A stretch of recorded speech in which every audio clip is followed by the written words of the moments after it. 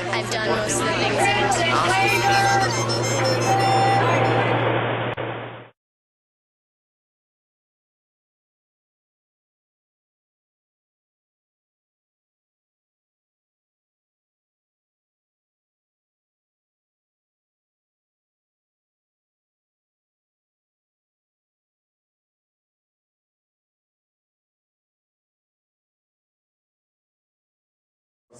I guess for me the biggest part was like the unfairness and the budget cut, because once again, like it's been emphasized lots of times that they're only cutting 3% of the entire UC budget. So why is everyone getting 30% fee increases? You know, the system's being too top heavy.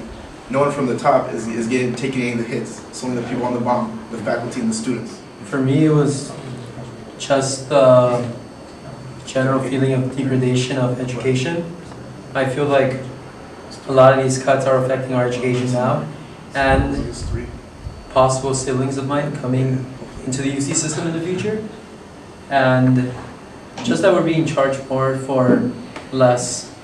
I think one of my main reasons was just to be in solidarity with all the other UC campuses, but I think my main prerogative is for the future of California and this nation, and just public education in general, because public education, public higher education, is supposed to be accessible. Our UC system, our Cal State system, our community college system here in California was built for the people, and once those people can't access it, then what's the point of having it? You know, I think we came in here with the initial thought of maybe trying to approach those situations, but once we were in here, we realized that we're on the Berkeley campus, and we need to demand something that is feasible and pragmatic that we can get accomplished here on this campus.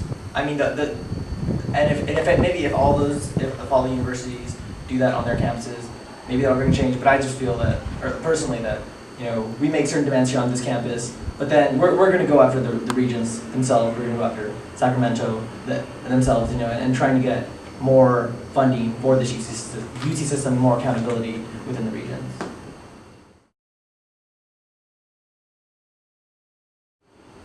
So this room right here was one of the main rooms we were using to communicate with people outside through this window right here. And I don't want to say much, but I feel like I could say we had this floor occupied. We had the doors of this floor being secured, and this floor was our floor that day, and this was our way of communicating to the people. I couldn't have expected that this would go as well as it did. We didn't plan anything outside. That just happened. People just realized that they were no longer going to take the injustices that were being served to them. And they rallied for us, and we were in here rallying for them. I really think that it brought the community together. So for me, I was one of the people that got the felony charges in the morning, and they actually, when they arrested me, when they were taking me out, they actually told me that they got that everyone on this floor had been arrested. So I thought, so the whole time I was in prison, I was expecting to stay the entire weekend. Right now, I was expecting to still be in the jail, just kicking it.